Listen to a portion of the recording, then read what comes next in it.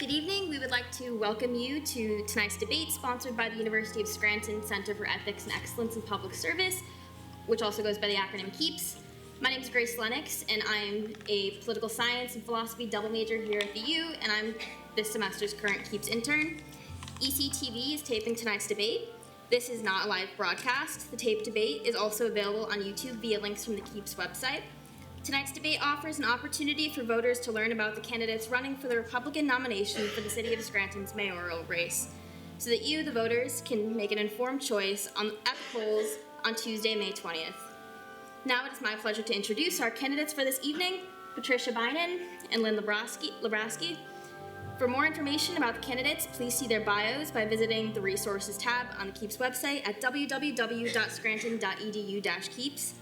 At this time, I would also like to introduce our moderator for this evening, Dr. Mike Jenkins, Chairman of the Criminal Justice, Cybersecurity, and Sociology Department, and the Founding Executive Director for the University's Center for Analysis and Prevention of Crime.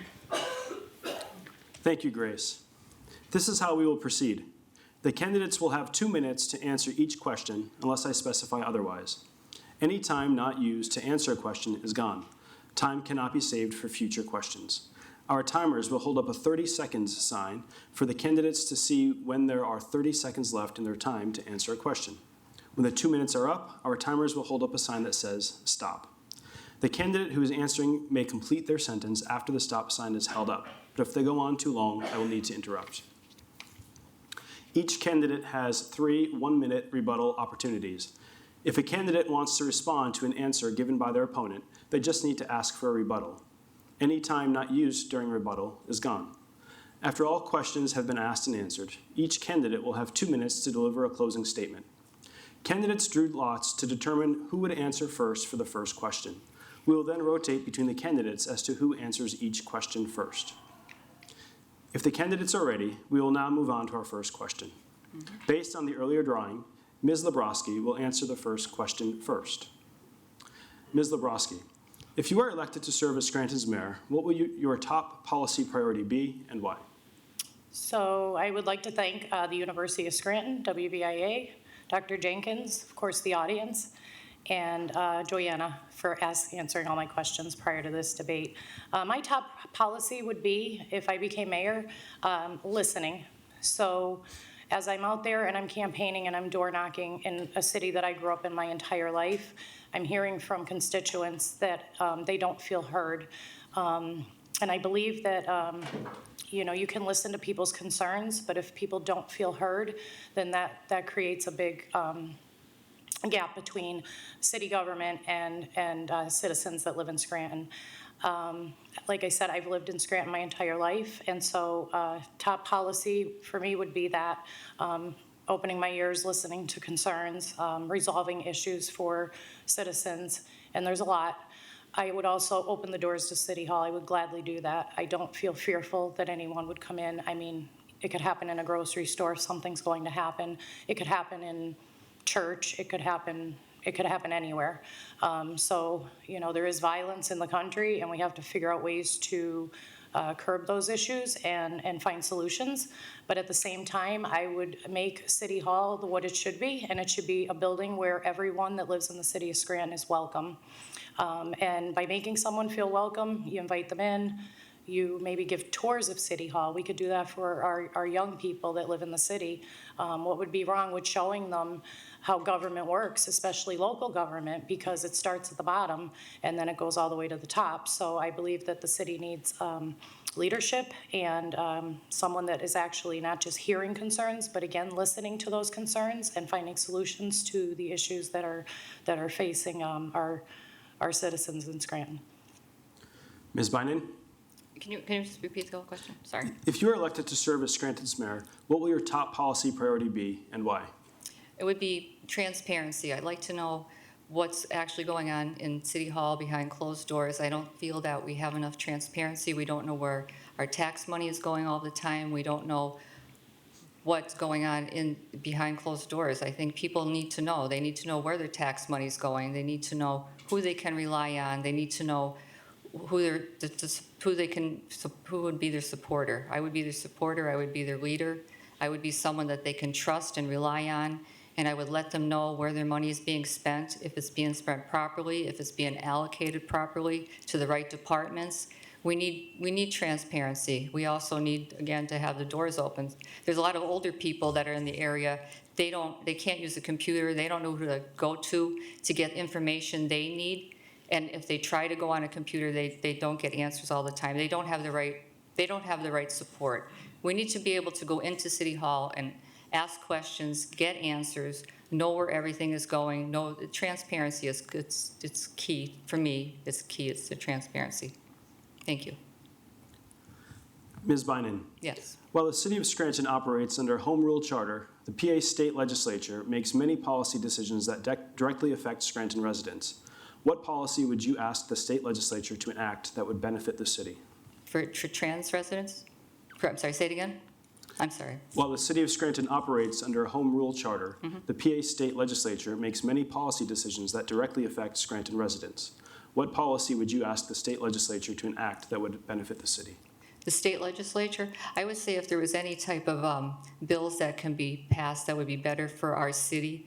If it's harmful to the city, I would make sure I reached out to the state legislature to make sure that they understand our concerns, so they don't pass that, or we can maybe work together to try to get around that. If it's something that benefits the city, a bill would be passed. I want to make sure that we reach out to the state so it would be helpful for our city. I think it's important that we have communication and we talk to the right people to get the right answers, and we help the city the best we can. I think that would be my #1 goal. Ms. Labrosky? Okay, so if I remember the question correctly, or can you repeat the question, please? Yes. While the City of Scranton operates under a Home Rule Charter, the PA State Legislature makes many policy decisions that directly affect Scranton residents. What policy would you ask the state legislature to enact that would benefit the city? So I think the most important thing to me would be to advocate for more school funding. Our schools are underfunded, and I believe that we could provide more quality education to our public school children. Scranton has a lot of great private schools and wonderful universities, 5 major ones that either are in Scranton or border Scranton. But what are we doing to prepare our public school children to actually attend these universities? So I believe the attendance rate, if I'm not wrong, is about 27% of children that live in Scranton that actually attend one of these 5 major wonderful universities. And then, so my other concern would be early intervention, because you have to start educating kids at a very young age. I know that was a program that was at one time eliminated. I believe it's coming back now. So again, I would definitely advocate. #1 would be for funding for our public schools. We have to have more programs in place in our public schools that provide children with the skills and things that are needed to go out into the workforce, and whether it's something in the medical field or a trade. I know when I attended grade school in Scranton, we had wood shop, we had print shop, we had sewing, we had home economics, we had wonderful instrument programs, and we had a big, arts program in the Scranton School District. And then I also worry about kids with learning disabilities. I have a son who's dyslexic, and many years ago there was a school at Allied called the Allied DePaul School, which properly prepared my son to move on and complete a 4-year college degree at Keystone College. And unfortunately that school closed, and I don't know if Scranton is actually receiving the funds needed to address some of these special needs that the children have with learning issues. So that would be important to me. Ms. Labrosky, improving and maintaining infrastructure is a critical part of supporting economic growth, improving the quality of life, and keeping residents safe. What are your top infrastructure priorities for the city? Definitely with the flooding issues that we had, that would be my top priority. But also our roads are in pretty bad condition. And being a small business owner, my husband and I do automotive repair. So I see it firsthand all the time. I don't want to fix your car. I'd rather my husband do brakes and oil. That would be pretty easy. But at the same time, we've had these issues with our infrastructure and our roads and our bridges for many years. So I would call on our state legislators and try to pull as much funding as I could to get those things addressed. I know we did receive a lot of money in ARPA funding, And I don't believe that that money was maybe managed the way it could have been. I know, for example, we had a bridge project that started on East Elm Street, and it took a couple of city council meetings and a phone call to Dunmore because they studied the traffic pattern during COVID, which to me is a little unorganized. Obviously, the traffic pattern during COVID would not be the same. But then we ended up with a bad congestion issue with traffic and delays with our kids getting to school and other things like that. But those 2 city council meetings and that phone call to Dunmore got it straightened out. The traffic's moving smoothly, people are happy, and we actually got the crosswalks painted too, so that was great. We were using police officers to direct traffic, and after bringing that out at city council, we had flaggers out there from PennDOT, which is the way it should be. Our tax dollars need to be spent the best way that they can. We need to keep our tax dollars in Scranton, and we need to keep our tax dollars working in the best interest of every citizen in Scranton, and not just the ones that, you know, are politically connected. Ms. Beynon? I think the most important thing would be probably the blight in the area needs to be taken care of. There's too many homes that are in disrepair that need to be raised or possibly redone. I don't think that there's enough thought and gone into that. I believe that if we could get the blight taken care of, we'd have more people interested in coming into the city. A lot of people I talk to don't feel comfortable living in the area. They think there's a lot of drug interaction or possibly going in with the homes that are either unhoused or in poor condition. I'd like to see the raising of the properties, or again, if they could fix them, that would be wonderful. That would bring the property values up to a lot of the homes around it. Unfortunately, with the reassessment tax we have, I think that that's going to hurt a lot of people in the long run. We have a lot of people coming into the area now that are absentee landlords buying homes and letting them go. They're letting them run down. They're not following the proper tax codes to make sure that the houses are in order the way they should be. That's going to hurt the people next door, the Joneses next door. They're not going to have as much value for their home in the long run. The assessments value is still going to go up. And I believe that's a tax loophole for our current mayor, that the money is going to be, it's a loophole that's going to be for the budget. I think that that is actually a tax that we're not really seeing, that the city taxpayers are not seeing, but it is out there. I'm very concerned about that. I think that that's a problem that we need to fix sooner than later. I think that the people deserve to know where their tax money is being spent, and I think they need to know the loophole in the tax reassessment. It's very disturbing to me. Ms. Beynon, as the university's most recent living wage report noted, many Scranton residents express frustration with limited affordable housing options. As mayor, how would you address housing affordability and access issues? Well, I think the housing affordability problem has to do again with the taxes in the city of Scranton. A lot of people can't afford to stay in the city of Scranton and they let their houses go a little bit.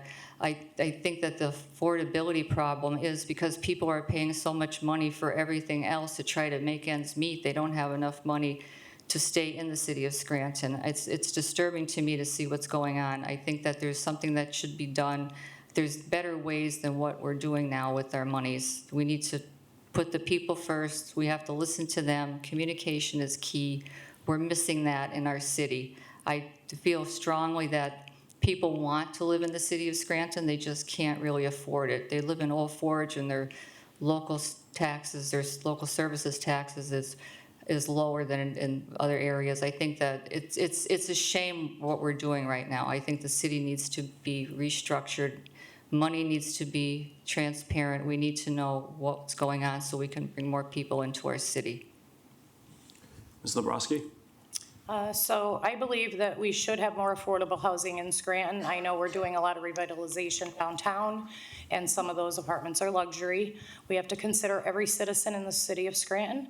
We need to have a certain amount of low-income housing, but we also want to have moderate-income housing. That's something that can be created that would bring in opportunities for people to not only afford to be able to live here, but they're not going to be able to afford to live here if we don't create job opportunities. We're not retaining our college students. We have 5 major, wonderful campuses. it's a green space. They take really good care of those campuses, and it's something that attracts students, especially from New York and New Jersey. But unfortunately, when those children graduate, they move on. They go back to New York, they go back to New Jersey, because we don't have job opportunity here for everyone. So it's all about equality and fairness, and I believe that if we drive revenue into the city and we create more opportunity for people, then they would be able to better afford housing. So that would be one way that I would approach that. I think that opportunity would lead to people being able to afford housing. I know it went up a lot during COVID, but on the other hand, we have to try to work with the landlords, especially the out-of-town landlords that are not maintaining properties. We have a code enforcement department that actually, I don't know how some of these houses and apartments can be actually rented, because if I, as a homeowner and a resident in my home, did something to the effect of these out-of-town landlords, or just, you know, slumlords, if you want to call them, then I would get hit with a code violation. But we happen to have a rental right next to our business, and every day there's shingles falling off the roof. But that's an income property for the owner, and he happens to live right across the street, and I've never seen a code violation. They also park on sidewalks. So we have to create not just affordable housing, but quality housing in Scranton. Ms. Labrosky, after several shootings last year, Scranton residents expressed frustration to local news networks about increasing crime in the city. How do you plan to address any increase in violent crime? Well, the first thing I would do would be to try to bring up the morale in our police department, because talking to people in law enforcement, I hear that the morale is low in the department, and we're not fully staffed to our capacity that we need to be to prevent a lot of the issues that are happening in Scranton. To say there's an uptick in gang violence and shootings in the city of Scranton is an understatement. And I know when my kids were young and I was raising them in a safe neighborhood, we had bike cops, we had beat cops, we had those things in place that preserved and kept our neighborhoods safe. We've lost a lot of those things. I don't see cops riding around anymore on bikes or walking the beat. Now, that might be coming back because it's an election year, so I think somebody said they might have brought that back just recently. But that's something that's been missing from our community for many years. And so that's something I would focus on, and I think that would eliminate a lot of the problems that we're seeing in our neighborhoods with unruly children and gang members coming into the city. And we also have to tackle the problems of why. Why is our city attracting gang members? What is enticing in the city that's bringing them in? We do have a gang prevention task force, but I don't know that it's curbing the issue. I don't know how our tax dollars and all these consultants and studies that we're doing is really tackling the problem. The problem remains, and the problem keeps growing. And then that leads to all kinds of issues, especially with the homeless and the drug addiction that is rampant in our city. And it all stems from mental health issues, so that's a whole nother, I think I'm out of time. That's a whole nother subject. Ms. Beynon? Well, my main thought would be to make sure that the police department has the proper resources that they need to continue doing the job to the best of their ability. I think that that's very important. And foot patrol, mentioning foot patrol, we haven't seen that in the city in the past 5 or 6 years. However, when I was leaving Lafayette Street today, I actually, for the first time in 6 years, saw 2 cops walking down the street, walking around the neighborhood. And again, it's an election year, so I'm assuming that's the reason why. But we do have to make sure that the people know that they have the protection that they need, for the residents have the protection they need. It's important to know that they have the people around to support them. It's important also, like Lynn was mentioning, about the people that are homeless and they have the drug addiction, and they need to be watched and have people, the police should be around them to know that they have the support they need. I mean, it just escalates. With one problem escalates into another problem. The people don't feel safe around here. I know a lot of people are putting security systems in their homes. They're afraid. We have a dog. I'm afraid to walk my dog at night because I don't know what's going on around the block. And it never used to be that way. Years back, I felt pretty comfortable living in my house. I myself have a security system because I don't feel comfortable with the area anymore, and it's a shame. It shouldn't be that way. We should be able to walk our dogs and go out the door and feel safe and make sure that the police have what they need to do the job properly. It's important that they are listened to and that they have what they need. I think it's very important. I feel bad for a lot of the kids growing up. My daughter left the area because she said she didn't feel safe in the city of Scranton. That hurts. I'm hoping one day if we could make positive change here, my daughter and people like her can come back home and start their lives here. And if you do that, then you'll have more tax revenue here, you'll have better homes, you'll have a better environment for everyone. I'm very confident that we can make that change. We just have to work towards it. Ms. Beynon, in fall 2024, local news reported that the City of Scranton was committed to working on problems with blighted property that may lower property values and create unsafe conditions. While there is a new county initiative that may help to support this effort, how would you ensure that the city works to address blighted properties? Well, first, with the blighted properties, I know right now in the city of Scranton, they do have contractors that they hire to raise the property if necessary. Unfortunately, a lot of the times when the bids do go out through OpenGov and you submit the bid and you submit the bond and you submit the paperwork, they'll open it up on the ECTV network, they'll send it into the legal department, and a lot of times the projects get rebid.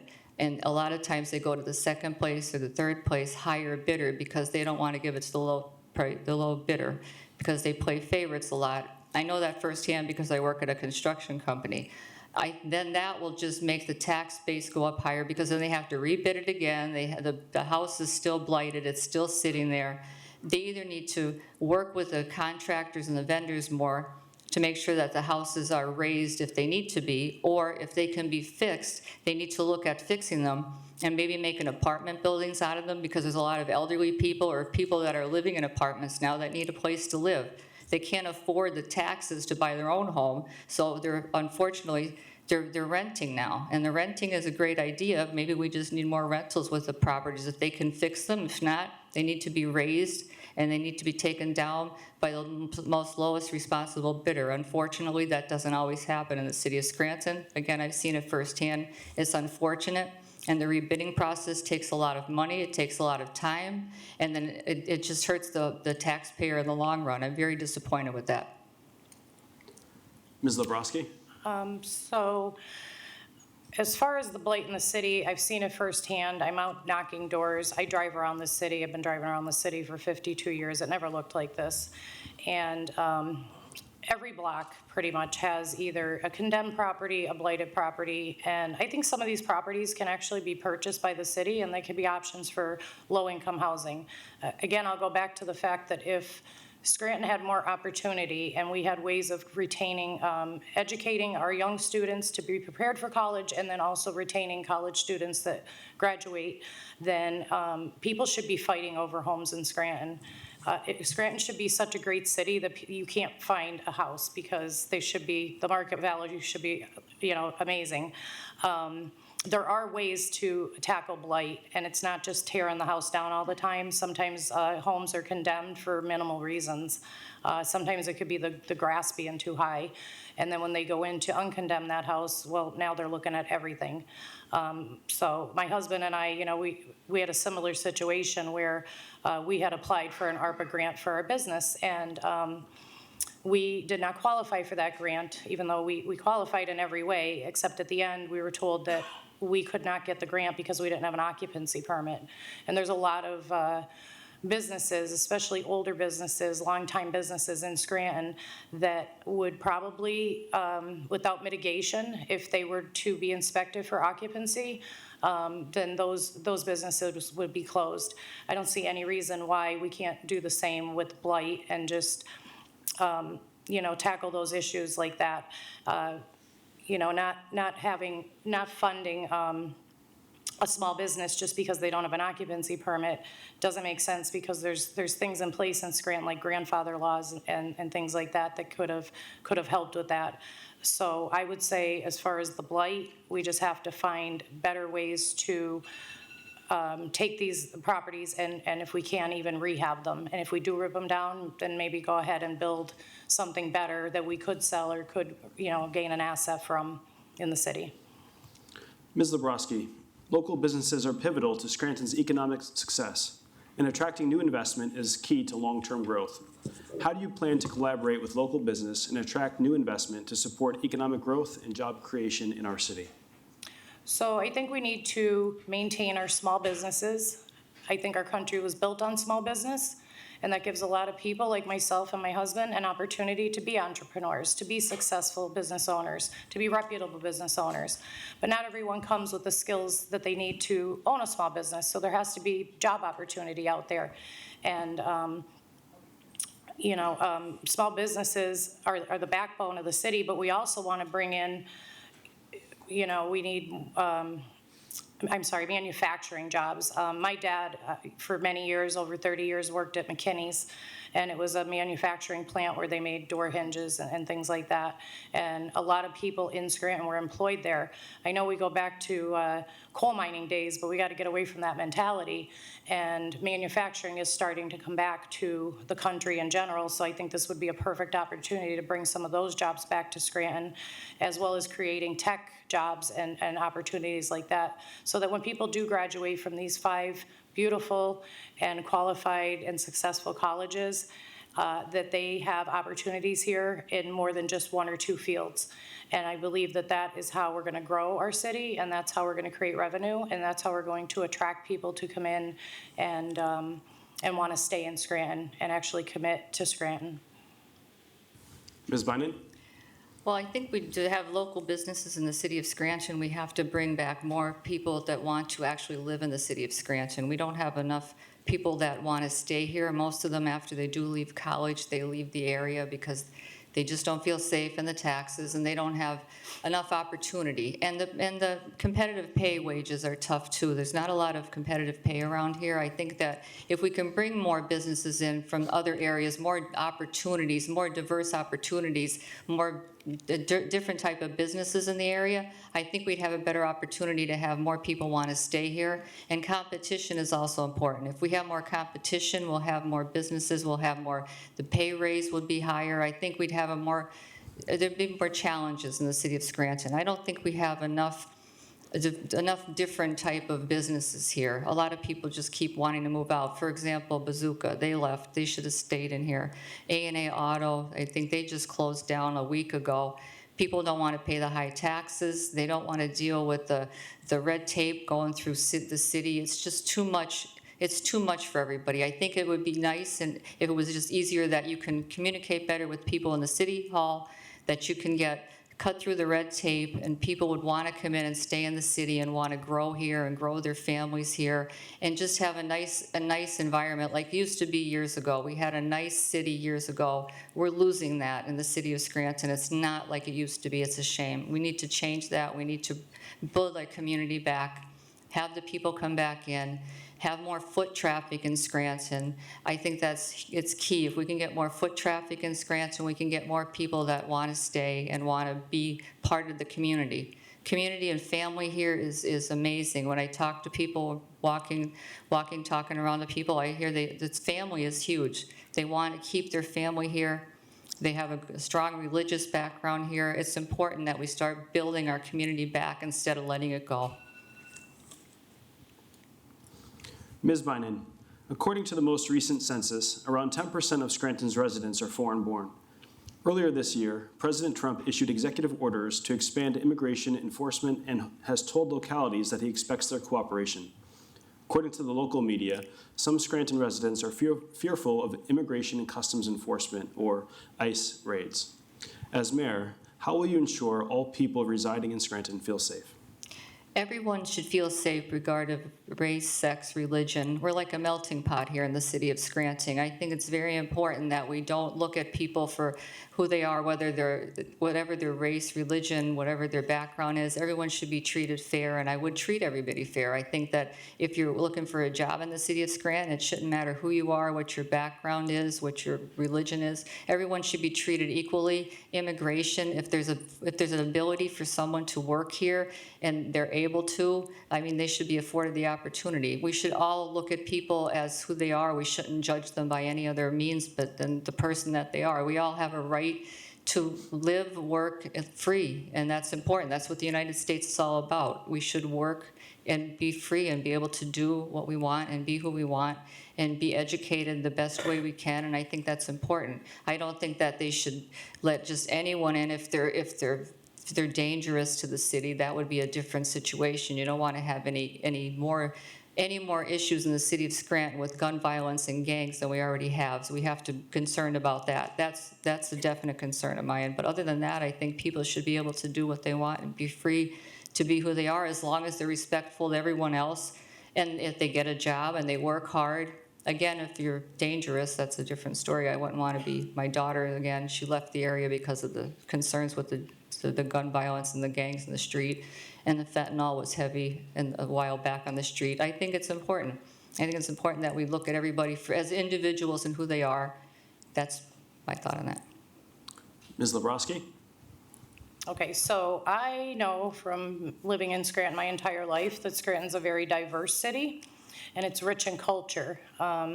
Being from a background of Polish, Italian, and Irish, those are some things that we honor in this city. There's so many communities. I recently just spent some time with an Indian community, and they had a women's celebration. I believe that women have power, and there's power in female leaders. I think it's wonderful that there's 3 female candidates running for mayor this year. So as far as foreign born, or I believe in law and order. Everybody wants the American dream, and unfortunately we can't afford that opportunity to everyone. My biggest concern would be with vetting people that are in our city, and if they are not legal and they weren't vetted properly, then we really don't know what their intentions are or why they're here. So there are proper ways to come to the country and to the city legally. And I have no problem with immigration. Our country was built on immigration, but at the same time, I believe in law and order, and I think that we're gonna curb a lot of problems in the city if we make sure that we don't become a sanctuary city, because I don't think our city could sustain that.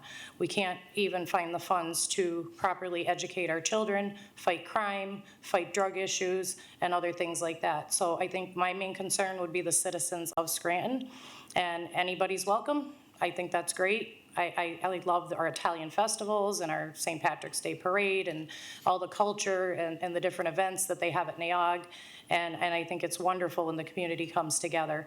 And what I've noticed is that regardless of religion or color or whatever have you, political affiliation, people in Scranton basically have the same values. So if we could just stick to values rather than politics, then I think that would create a lot of solutions. As far as foreign born, I think anybody's welcome. Ms. Labrosky, the city of Scranton is home to many beautiful parks, trails, and recreation spaces that its residents enjoy throughout the year. What is your plan to improve access to safe, well-maintained parks and recreational spaces for all residents? Okay, so for me, that's very easy, because I've been going to city council for many years and participating in cleanup efforts and community efforts to help with the homeless issue. We have a beautiful heritage trail that every year we have a half marathon, and we bring these people in. I mean, almost 3,000 people come and participate in that marathon, and we rush and we get DPW out there and we clean up the trail and we make it look shiny and pretty. But the rest of the year, we have a homeless problem in Scranton. We have people living along that beautiful trail. We have students that attend school very, very close to there. So what are we doing to curb those issues? Again, we have another task force in Scranton that's supposed to deal with homelessness, and with the agencies in our city, I think 2,000 nonprofits, and again, almost 50% of them being in Scranton.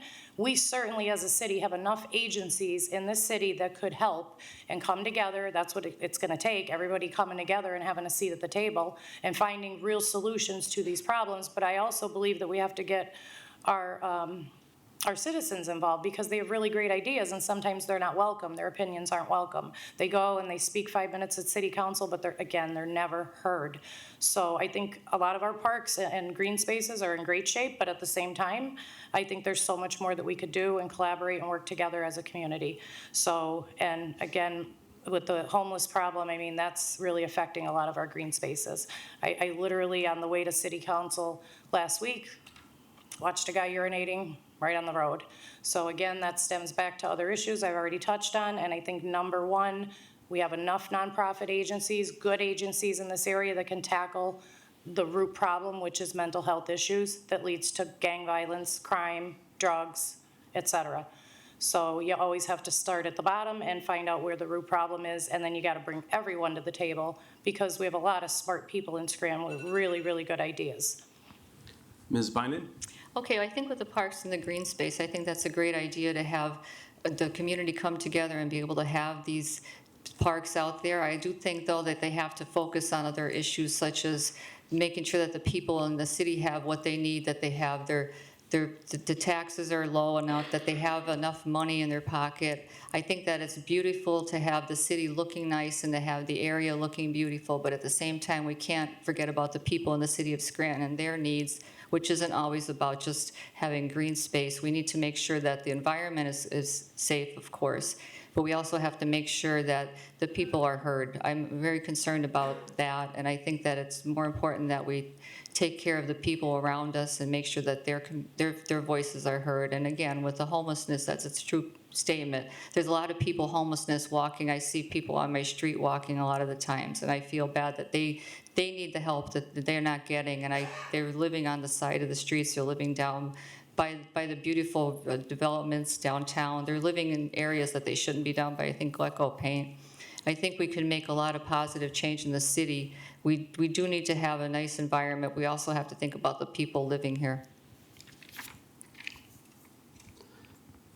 Ms. Beynon, earlier this month, the PA Department of Environmental Protection, the DEP, gave a 6-month extension to the Keystone Sanitary Landfill's existing operating permit, while DEP considers the effectiveness of the landfill's odor control and leachate management measures. Although the landfill is not located in Scranton, local media reports that Scranton residents are concerned about the landfill and have reported odors and other concerns to the DEP. As mayor, how will you work to support a safe and clean environment for the residents of Scranton? Well, we have to look into the Clean Air Act, and we have to make sure that the people in the city of Scranton understand that even though it is in a different area and it is owned by out of the area, we still need to focus on the smell. I have it on my house. I smell it down on Lafayette Street a lot of the times. I have the smell coming down past my home. We have to reach out and make sure that we have environmental issues taken care of, reach out to the state, local governments, make sure if there's any grant money we can get to try to focus on getting some of that money in so we can take care of the problem, and also reach out to the landfill. I don't know why the more people aren't reaching out to the landfill. I know he's considered a higher up person there, but we need to reach out and make sure that that is taken care of hands-on right at the landfill. It's been going on way too long. We do have the smell. I don't think they can even build up the mountains anymore any higher. The landfill itself, they're supposed to be spreading it out. I don't think they're spreading it out. We need to either, I would say, make sure it doesn't expand anymore, and then work with the environmental control to see if we can get the smell taken care of. It's way out of control, and it needs to be taken care of. Ms. Labrosky? Okay, so I would say when it comes to landfill and any type of expansion, it would be all about compromise. I mean, we have a long-standing businessman in the community that who's worked his whole entire life to build that landfill and build a small business. People don't always agree on things, and I would fight for whatever's best for the citizens of Scranton. But at the same time, I don't see any reason why you can't sit down with someone and have a conversation, because conversations lead to solutions. So that's my opinion on that. I would definitely work with anyone that is involved in the project or expansion of the project, if that was the case. And I would try to come up with the best solution that would benefit everyone. Everyone's not always gonna be happy, but at the same time, everyone has a right to make a living, and, you know, continue on with being a business person that they've been in the community, and the person that owns the landfill has done a lot for our community and has invested in our community. But at the same time, we also want to look out for citizens, and if they have concerns, I believe there's always compromise. You sit down, you work it out, everybody come together. It's kind of like at the zoning hearings. Not everybody's going to be happy, so you present your case, you talk about how it's going to affect the neighbors, and then you do what's best for everyone. But I don't believe that anyone in this area is unreasonable to the point where there can't be compromise. Ms. Labrosky, according to an April 4th press release, the Federal Emergency Management Agency, FEMA, is ending the Building Resilient Infrastructure and Communities BRIC program and canceling all BRIC applications from fiscal years 2020 to 2023.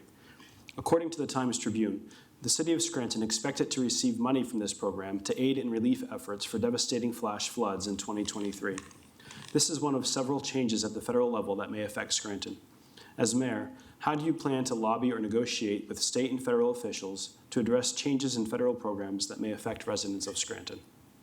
Well, first and foremost, the citizens of Scranton, as a mayor, that they would be my first priority. So I would reach out to any legislator, any rep, any congressman, senator, or even the president if I had to do what's best for the citizens in Scranton.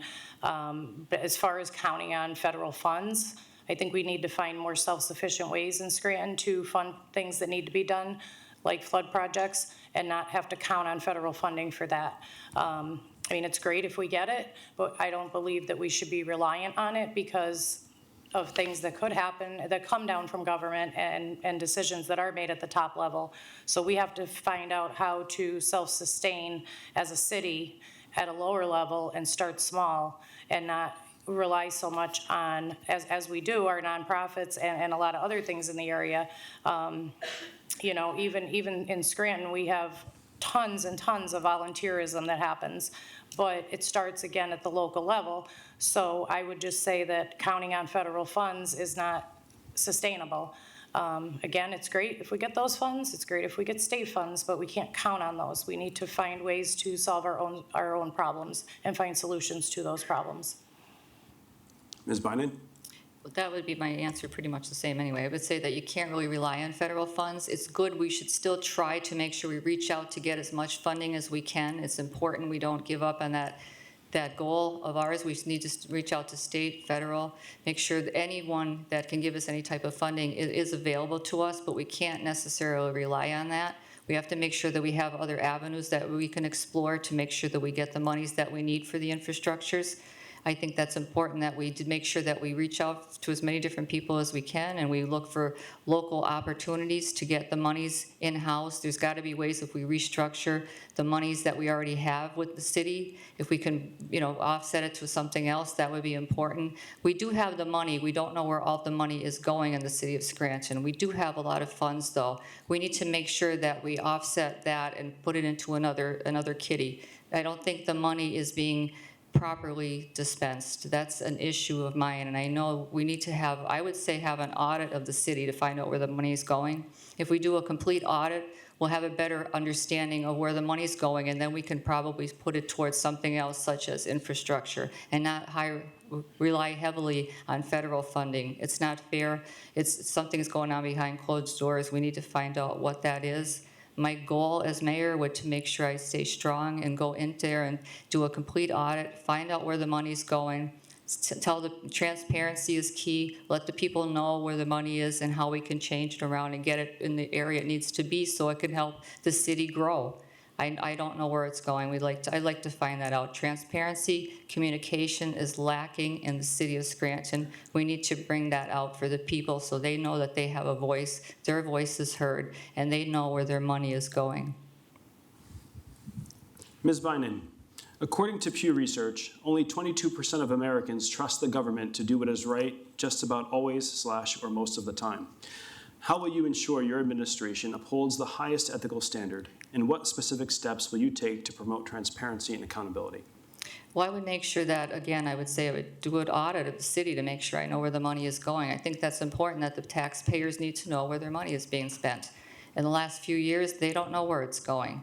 It's not right. I think it should be it should be an open door policy for people to be able to communicate with City Hall, be able to communicate with the mayor, one-on-one if they have to, which is almost impossible with the way the City Hall is locked down, and make sure that the people have an open door policy so they can find out where the money's going. I'd like to find out myself what we could do to make that better. And if I get in there and we do a complete audit and we find out where everything's going and we can disperse the monies properly to the right departments, and with a strong team behind me and a strong legal team, I'm sure we can make that accomplishment happen. Ms. Labrosky? Okay, so in order for me to say how to build government trust is a tough one, because I believe that people that live in Scranton have given up hope and don't participate in local elections. Again, I'll reiterate that in the last municipal election in 2021, only 13,500 people voted out of 47,000 registered voters. I don't believe that people in Scranton become invested in local elections because they've given up hope on leadership in local government. Just for example, we have a county commissioner that quit and did not fulfill his 4-year term. We also have a school board member that dropped off and resigned. We don't really know why. Transparency is lacking because our media does not report on all the issues or report all the facts.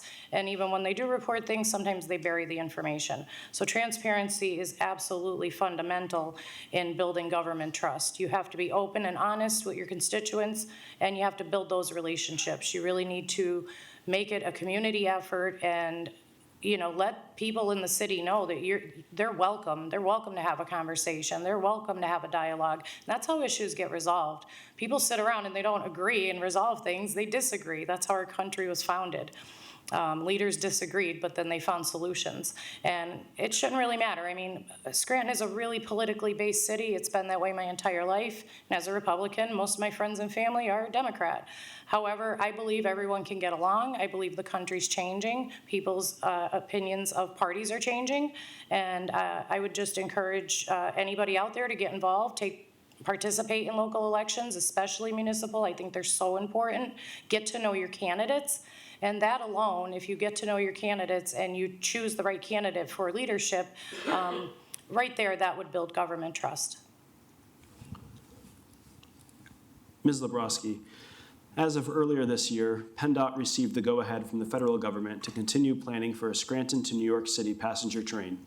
As mayor, would this be a project you would continue to support? Why or why not?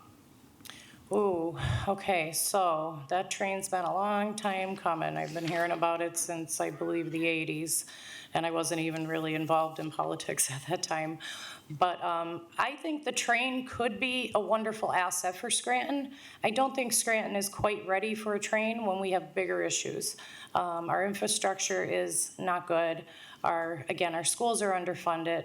Our quality of education is starting to come back, but we have to elect the right people to the school boards. And all of these things have to work together. I think a train is an asset to the city, but I just don't think the city's ready for it right now because we have too many issues: lack of housing, affordable housing, crime, drugs, gang activity, that our current leader denied there was even a gang problem up until recently. But I would rather focus on tackling those issues and working with the county, working with our law enforcement, working with our DA. We have a terrific district attorney now that,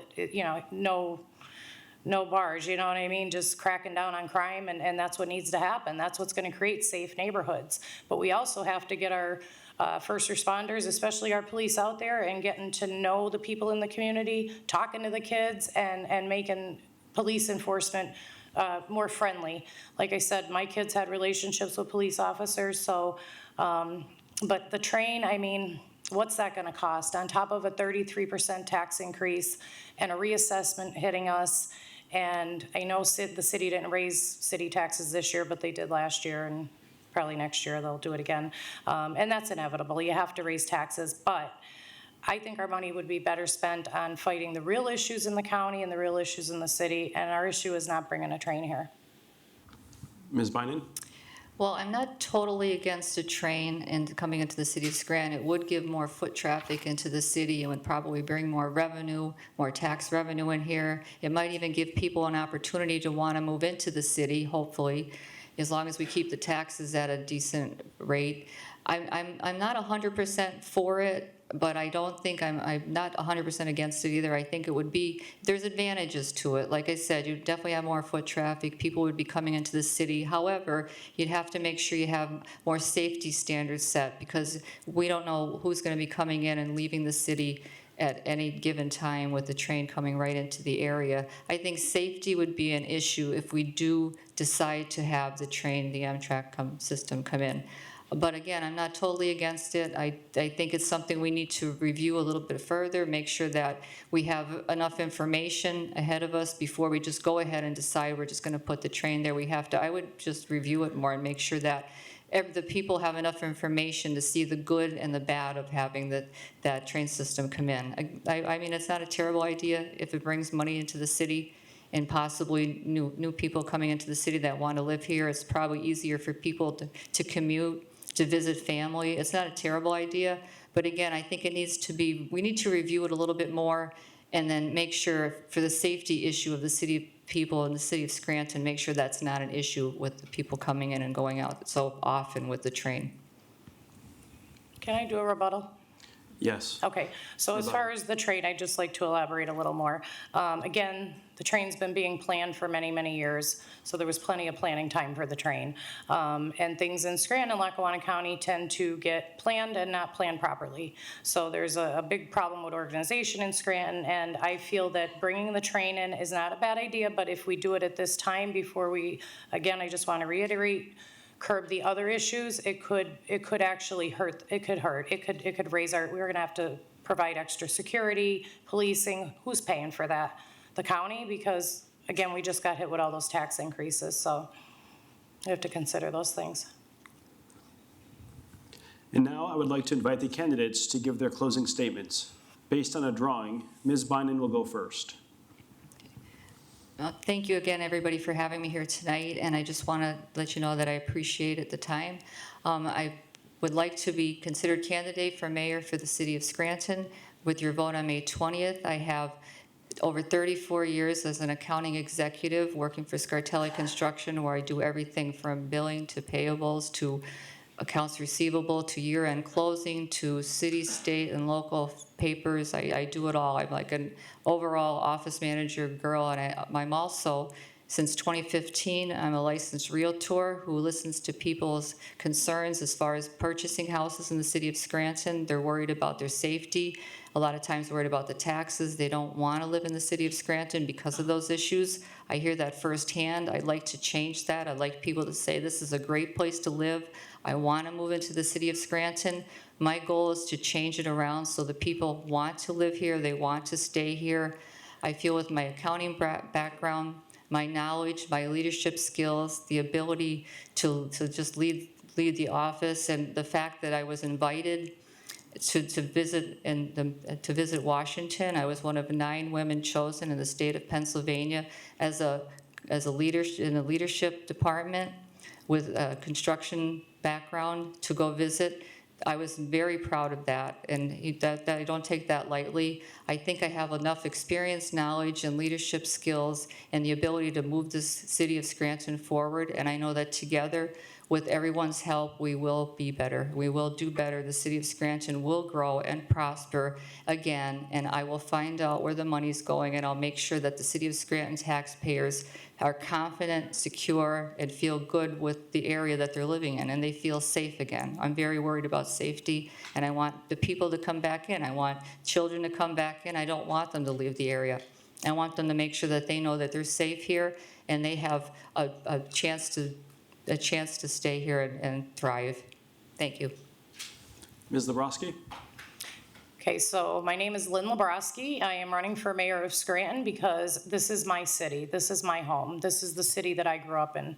The city is starting to become unrecognizable. I go back 5 generations of family in the city. I'm seeing my children move out. Not enough opportunity here. I believe that I would be a great leader for the city because I know how to run a small business. I knew how to make that business keep going during COVID and through financial challenges that the city faces, tax increases and other things. I've had experience working in a lot of great organizations in the community, so I was able to work for 10 years for Friendship House, which back then was a place where they taught and housed children with behavioral issues. And that was a great experience. And my background in education happens to be in legal assistance and in criminal justice. I've always had a passion for that. And also, I worked with St. Joseph's Mother Infant Program, so I got a chance to work with homeless moms and their children in the community. My children actually got to volunteer at some of those programs, so volunteerism in my family is taught from an early age, and you always give back to your community. Those are the beliefs I have. I think a strong leader should be there to listen and find solutions and be organized and be open to listen to anyone, regardless of, again, their political affiliation or their religion, or, you know, everyone that lives in the city has needs. So those needs need to be met. I don't feel that they're being met by our current leadership. And on May 20th this year, I would humbly ask for anyone's vote.